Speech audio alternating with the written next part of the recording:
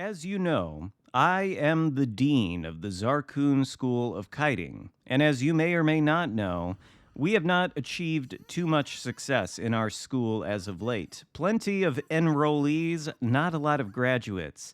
At the moment, we are boasting a 0.69% graduation rate.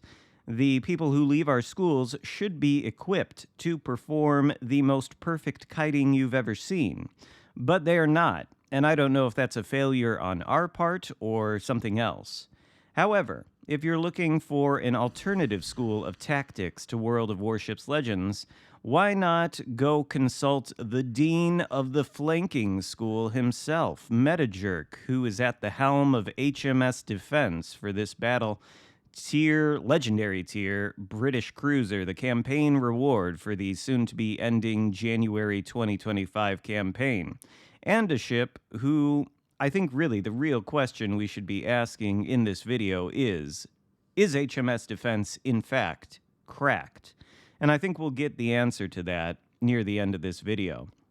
However, we should expand a little bit upon the Jerk School of Flanking. This is, I think, lesson 101 right here. We find ourselves on the Islands of Ice map in the Epicenter game mode. And of course, the Epicenter does have 3 capture points, 2 rings and 1 center in the middle of the map. So generally speaking, you want to put ships in that circle so that you can take control of that cap and get a lot of points from it. However, the entire blue team is somewhere inside of the circle right now, so I think it's pretty well covered. What's not covered here is this flank. And there is a phenomenon in World of Warships Legends that every time I see it, it does sort of make me scratch my head a little bit. If you look at the loading screens of this game long enough, you're going to come across a piece of advice that tells you pushing into the center of the map is a poor tactic. This is in fact good advice, and you might not realize that because you'll see other things on the loading screen, such as, if you're a smaller ship, try hiding behind your larger ships to conduct an ambush. Unfortunately, that has as little connection to reality as the graduation rate of the Xarkun School of Kiting. However, that is good advice to not push your ship down the center of the map. Now, this enemy HMS Defense isn't technically in the center, but he might as well be. He's got like 3 or 4 blue ships in front of him. There's another blue ship on the opposite flank to Metajerk here. And then, of course, we've got Metajerk aiming at his not completely flat broadside. Is it flat enough that this AP can sink the defense? Not quite. 3 over penetrations, perhaps just missing the citadel there through the bow. But the guy is on no HP now. 1 more salvo of AP ought to do it. Only 1 overpen's worth of damage is probably needed. Maybe not. We do get the Pitadel there and the first kill of the match, which is nice. Metajerk then reaches the safety of this coveted island over here on the right-hand flank of the Islands of Ice map.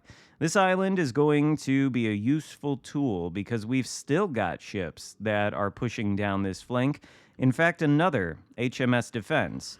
Now, one thing that can be said about Defense is it's sort of like a combination between a battleship and a cruiser, like a miniature version of the Nelson or the Collingwood or something like that.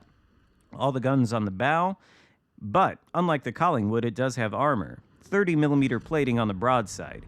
The thing is, though, you've got to angle that armor, and if you don't, well, you can see how exposed the Citadel is.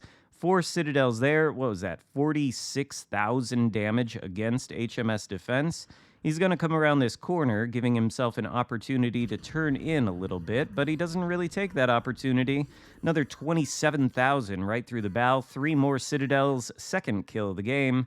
Unfortunately, can't really avoid these torpedoes here. Metajerk takes 2 of them, and, well, there is also a GK over there. Luckily, the GK shoots as Metajerk accelerates, and the acceleration, I think, takes the shells through the stern, missing the Citadel, resulting in a lot of overpens, which is lucky. Or maybe not lucky, I don't really know. It's fortunate, I think we can say. And of course, losing HP in HMS Defense isn't perhaps the biggest problem, like it would be for other cruisers. Defense has an improved heal. Maybe it's not quite the super heal of something like HMS Nelson, but it was enough to get approximately 1/3 HP back. So now Metajerk is sitting at 35,000. The GK, as we know, is flanking him to the right-hand side, but there was an Alaska spotted pushing down this flank in the path of the two defenses that came before him. So maybe this Alaska will be an opportunity for more damage and more kills, especially if he's going to continue giving broadside to this area of the map. A lot of cruisers in World of Warships Legends seem to want to push down the center. Even though this isn't technically the center, you know what I mean. You see it all the time. They want to go straight forward after they spawn, essentially. And I don't know why. Cruisers are much better off on the flank in most cases, as this positioning from defense is going to demonstrate. Alaska's turning away, switching to the HE, or maybe Metajerk actually had that loaded already. I think he did 13,000 damage with the HE to the Alaska. Really, both shells on HMS Defence are fantastic here, but it's the AP you want against broadside cruisers. These are 356mm battleship caliber guns.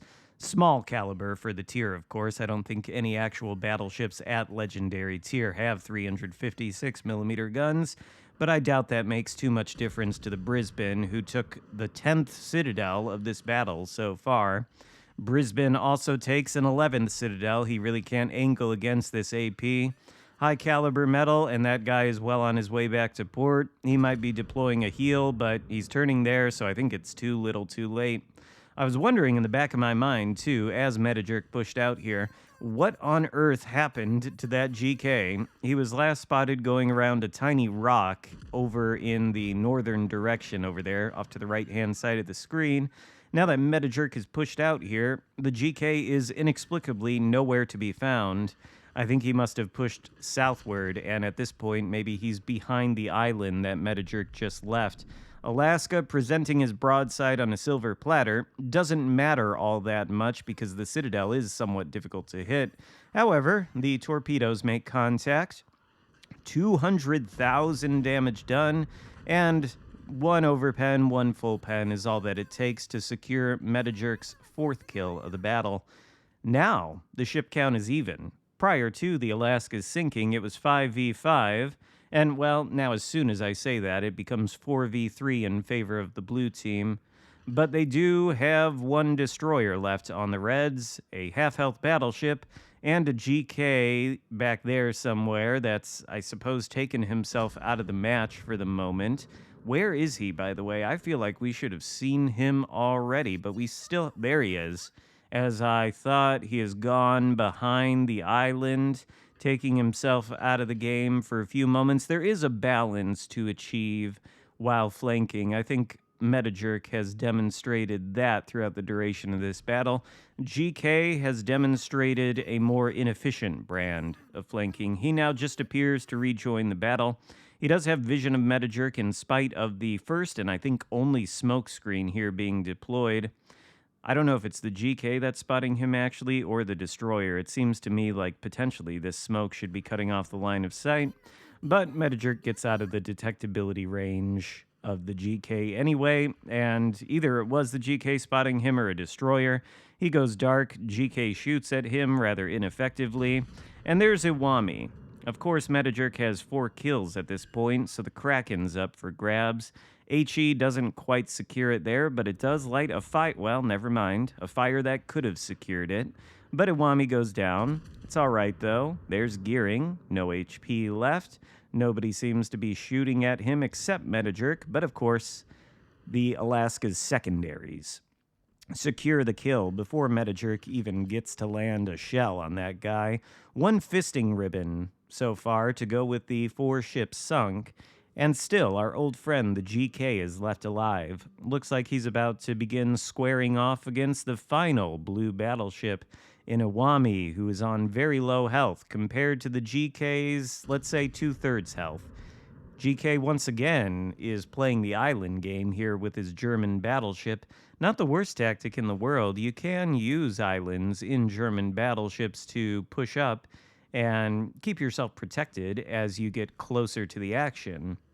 But generally speaking, you don't want to save that till the end of the game when your entire team has perished. And, well, maybe you don't want to be behind an island chasing an HMS Defense for about 4 or 5 minutes. I don't know.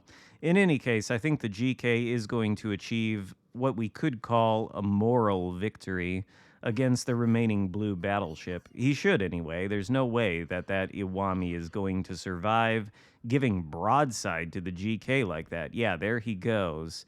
Well, that's good, though. It gives Metajerk an opportunity to secure the Kraken. GK comes around the corner. Again, the armor plating on the defense's broadside is 30 millimeters. If it's angled properly, GK shells will bounce. However, the bow is overmatchable by the GK's dank 420 millimeter guns, which could present a little bit of a problem if that GK demonstrates he knows how to properly aim. He aims at the side, he's going to get no damage. He aims at the bow, well then all bets are off. GK is slightly angled away, perhaps anticipating armor piercing from HMS Defense. Maybe he knows how effective it is. But the HE, well, it doesn't care about your angle. 6 full pens into the GK's probably saturated superstructure and a fire. GK shoots, bounces the shells from the first gun, and then citadels from the second set of turrets there. Not ideal, but there's a heal to be deployed and a smoke screen to be set. Of course, HMS Defense does have, as a balancing factor, a terrible smoke-firing penalty of 11 kilometers, which is still in effect until now. GK loses vision. That'll give Metajerk a moment to, I suppose, catch his breath here and reload. GK decides to take a blind fire because why not? Manages to get a second citadel and take Metajerk out, but not before Metajerk releases the final salvo of the game that sends GK back to port and acquires the Kraken Unleashed. 242,000 damage done, 4,196 base XP.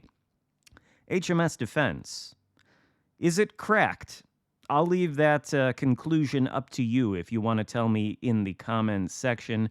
Be sure to check out Metajerk's channel. I don't think he makes too many videos that much anymore, but he does stream at least once a week, and he's a great content creator. Thank you for giving me this video. This was pretty entertaining to talk about Metajerk, and if you enjoyed it, give it a thumbs up. Consider subscribing to not only this channel, but also Metajerk's, and I will see you next time. Goodbye.